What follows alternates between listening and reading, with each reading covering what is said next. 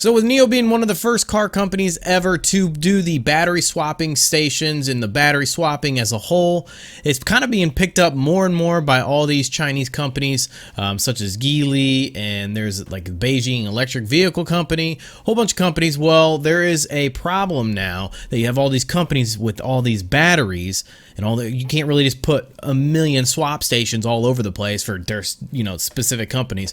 So how do we solve that issue? They make a standard. But China came out today and they officially announced that they are basically coming up with a plan to standardize all of the battery swapping. So basically it sounds like, from all in all, is that all the battery swapping stations should work for all the cars.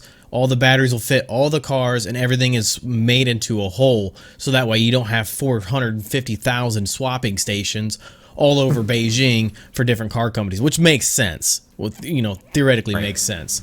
So basically China is trying to standardize battery swap. They said the lack of uniformity in standards considered the most important obstacle in the development of the battery swap model in electric vehicles in China, and they expect this to help alleviate that problem, which makes sense. Obviously we don't want a million battery swap stations.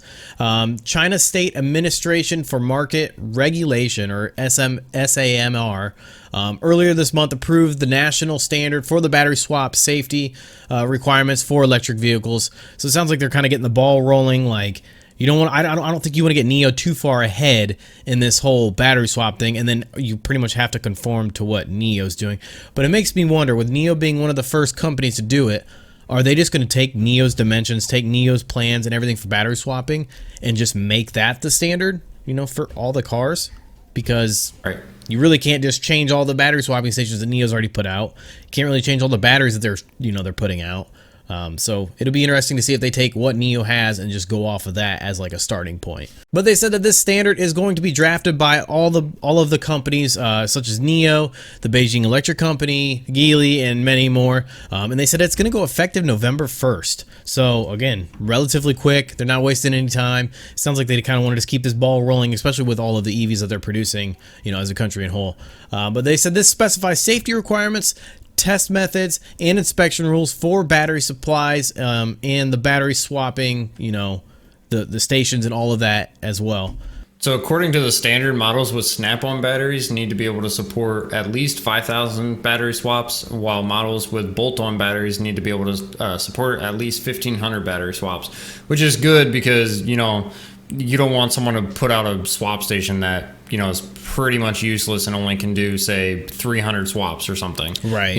There's minimums that it has to be able to do, which is good. So last April, China announced some new subsidies, but the car has to be priced under $46,754. But the big catch here is if the vehicle is battery swap enabled, if it's a model that can accept battery swapping, they are exempt from this requirement. So basically what this means is if your car is, say, $48,000 or $50,000, then you can't get those subsidies. But if it's, you can do the battery swapping, then you still get those subsidies. And we've kind of talked that before, with Tesla possibly doing this because there was an article that came out about, they might do it in China, probably so they could get those subsidies because that's how they make all their money.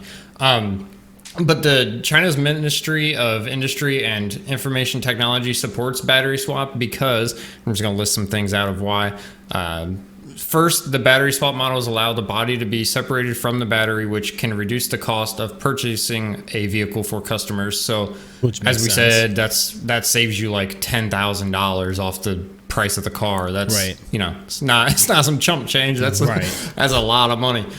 Second, the battery swap time is shorter than the time to fill a tank of gas, and we've talked about that before. Their 2.0 version is less than 3 minutes, and I've heard it's as short as 90 seconds, which is a heck of a lot faster than I can fill up my car with gas. Third, the battery operation company will monitor, maintain, and manage the battery centrally, which is conducive to extending the life of the power battery and improving the safety of the battery.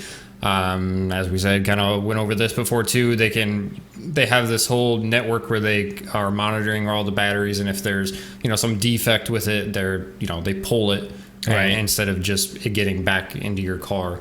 Another reason is swapping out the battery, you can kind of choose what size battery you want, which is awesome.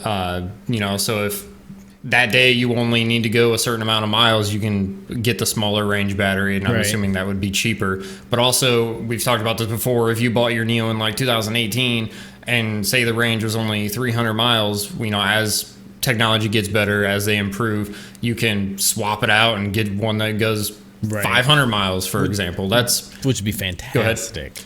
Yeah, that's huge, because then you don't have to sell your car and then go buy another car just to get the better range. You just swap out the battery.